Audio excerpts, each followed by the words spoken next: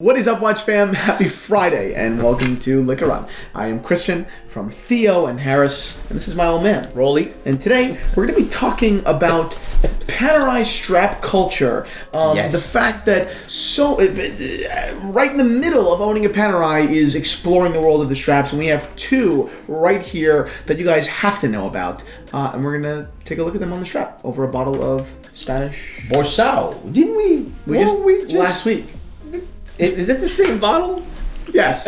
We had 2 episodes in a row, so we might have had a drink before this episode. Let's do it. Before we jump into it, a quick wristwatch check. What are you wearing, Dad? I'm wearing the Panerai. Very appropriate. You can tell. I am wearing my personal Omega Seamaster that you and Mom got me for my 21st birthday. I just jumped into this watch last Monday because Omega just re-released my watch. Okay, so let's jump into these 2 magnificent straps for your Panerai. But first, let me ask you a question. Yeah. Why do you love this wine? I love Borsao. First of all, it's a nostalgic wine. We've been drinking it for so long. But really, as I've grown older, why do I love it? Because it represents value, right? Because at $7 to $9, which really is a price point that I'm a little bit more comfortable in, the price points that this guy likes to play in, I can drink a really good wine. I'm not on my grandpa's end where I drink Colarossi 4 days a week, you know.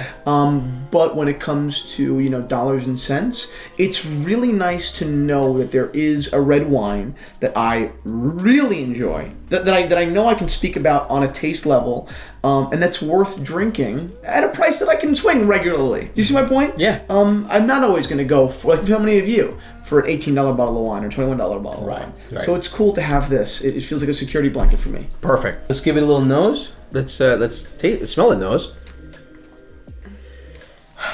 Great, beautiful berries. Yep. Berries, chock full of berries. We gave a full tasting on it, a wine that we both really enjoy, on last week's episode. What did we talk about? We spoke about, 2 watches, a Rolex and a Rolex-ish watch. Neato. A wonderful episode where we really gave a lot of your tasting notes on this guy.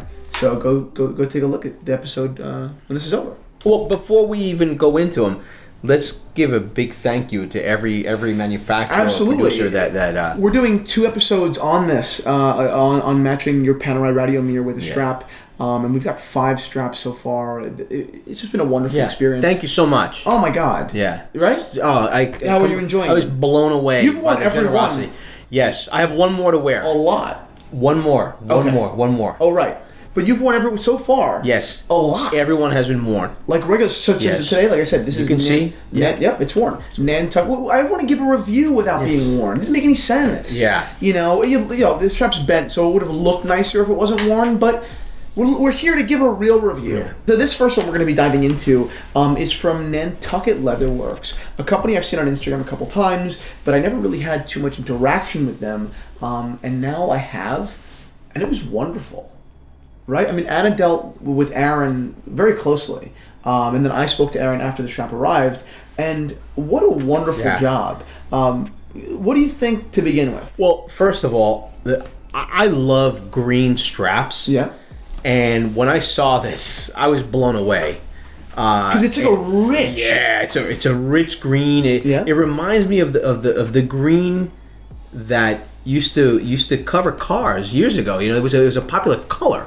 That forest green. Yeah. We had a forest green Ventura, Pontiac Ventura growing up. There you go. And so this color reminds me a lot of that. It brought you right back. And so it brought me back. And then of course we tried it. It was the first strap that we received. The first strap. And I put it on, and boom, it just killer look. And when you wore it, was it comfortable? What do you think? Very, very comfortable. It's got that typical wide Panerai.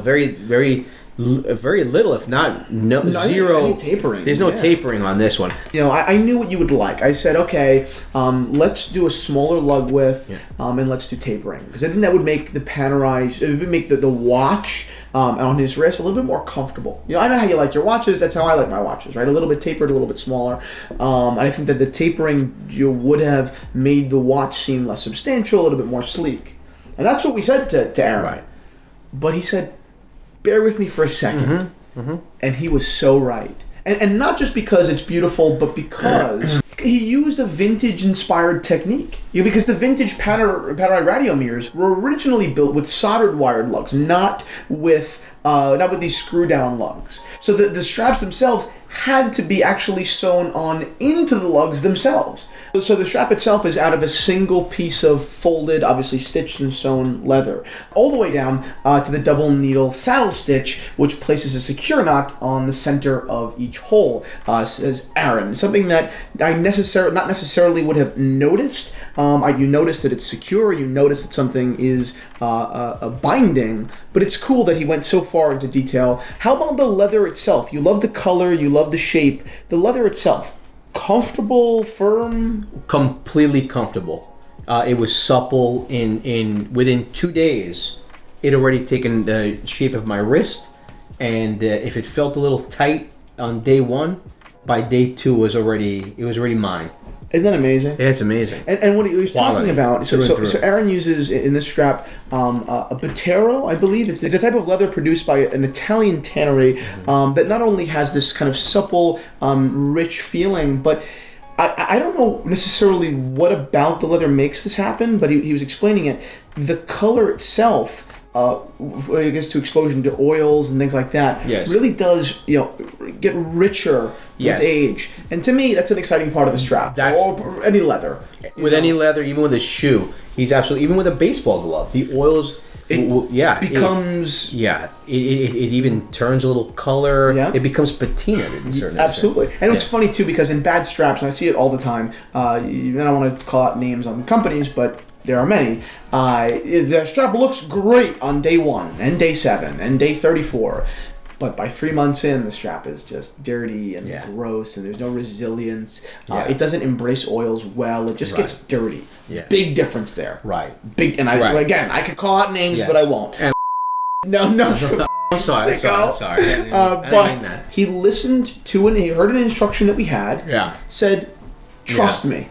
Yeah. We did. And not only is it a beautiful strap, but I think it's more interesting that way. To me, this strap is actually a product. The instructions that we gave to our manufacturers basically were, what strap represents your company very well. Yeah. Don't necessarily, this is what we think we would like, but don't worry about us. What represents your company? And I think that Aaron's respect for, the vintage style, and the Panerai really is a vintage brand, even though it doesn't get credit for it. I mean, in many ways it doesn't deserve credit, and I'm not getting into it. But I think that was so impressive. Yeah. He had the guts to say, no, let's go against what you want. Let's do what I want. Yeah. And yet he was so right. And frankly, I'm the kind of consumer that is all about that. Yeah, confidence, right? You're the professional here. Yeah, I love it. I will be wearing this strap a lot. In fact, I'll be wearing a lot of the straps that we got. Again, but this one just struck me because of the color, the stitching. Yeah. And the size. I normally wouldn't wear a non-tapered strap like this ever. Right. And it almost looked overwhelming when I saw it. But then when I put it on, I've got relatively, I would say, small wrist. But man, does this watch pop. Wonderfully, right? Wonderful. Great. Beautiful. Thank you. Okay, so bottom line, incredible. A wonderful thank you to Aaron of Nantucket Leatherworks. It's a hit. Aaron, thank you so much. Don't really know what to say. I love giving criticism because it makes the review sound a little bit more valid. Again, we weren't paid for any of this. They sent the straps to review and to wear and to own. But apart from that, I have no interest in being untruthful. You know, it's just there's no. I don't get anything for that. So really, it's. I feel like I'm in a position to call it something bad, but there's nothing bad. Right. Wonderful strap. And speaking about things that are executed super well, that brings us to the other strap we have here by David Lane, another company that I'd actually heard about a while ago, years ago. Okay. But then not until now again, when Anna and I were looking for straps. This is a Cordovan strap. And it was made to your specifications as far as the thickness, the width of the lugs. Yes. I think that this strap, from the shaping point of view, was more your style. That's really what you were looking for. Yes. More, right? I think there was a great, aesthetic there, but really the strap itself and quality is terrific. Orween Shell Cordovan, one of my favorite materials in the world. I'm actually wearing Horween Shell Cordovan boots right now. Yes, you are. By Alan Edmonds. You can actually watch the whole video review of my boots, the Dalton boot, in the description below. Highly recommend it. Did you know the story about Cordovan leather? It's horsehide. I don't know. Horsehide, but it comes from Spain. So it was tanned in Cordova, Spain. That's how Cordovan became what it is today. Yeah, it was a process done in Cordova. And it's an incredible Spain. process. Horween leather, and I just learned this, relatively recently with this video, which again, it's super informational. It's wonderful. The process before Horween can sell this to David Lane or to anybody, it takes 6 months to properly treat a shell, one shell. It's 6 months before David can even buy this, before it's even for sale. So ultimately, what Horween is so proud of is this gloss. It's absolutely gorgeous the way it catches the light. Is its overall resilience. I think horsehide is an innately resilient piece of material. I know these boots are. I mean, you can't beat them up. There's nothing you could do that could hurt them. But I absolutely love the color of it. He used a Zeramat calfskin lining, which was developed by Hermes. I had no idea about this. David was telling us about this. What did you think about the comfort? And feel it now. What do you think? It was a comfortable strap? Yes, absolutely. It was almost immediate. Cordovan shell can take a little bit of time because it's harder, right? Yeah. There's a little bit more resistance, right? But in this case, I got to tell you, perhaps this is a tapering. Yeah. Maybe that's what made it so comfortable so immediately. Yeah. So immediate. What's funny? I have no issue with the strap, and I wore it for a while.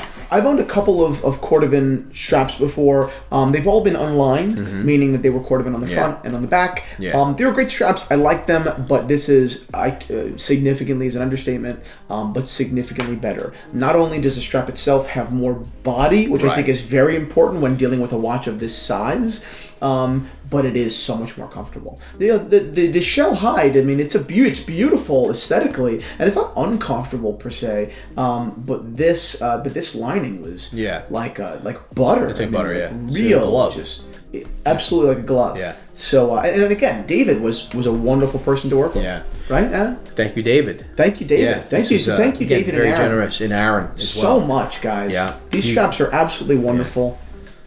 I just love the commitment to artisanal quality, or the commitment to quality, and the fact that you have companies out there with that do it, young or old, men and women that are really committed to doing something. And you know what?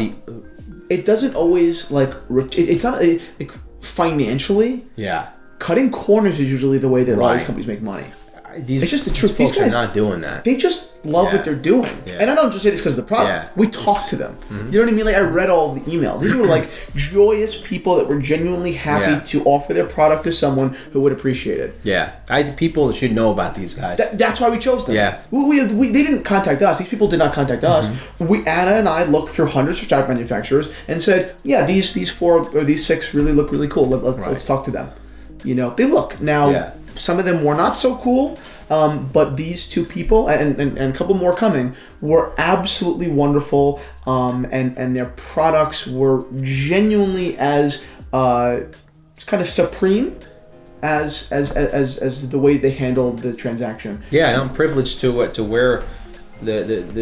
wear the watch with the strap. Yep. And to tell people who made where the strap comes from. Yeah. So that's it, guys. Thank you so much. Check out Nantucket Leatherworks. Ask for Aaron. Tell him we sent you if you want to. We don't get any benefit from it. You could just say you saw the video just so he knows that this got out there somewhere. Right. And David Lane Designs. Again, 2 wonderful companies, and I couldn't be more proud. But to be using this medium to help them out a little bit because they've just been so kind. That's it. Thank you. Salud, guys. Cheers. Salud.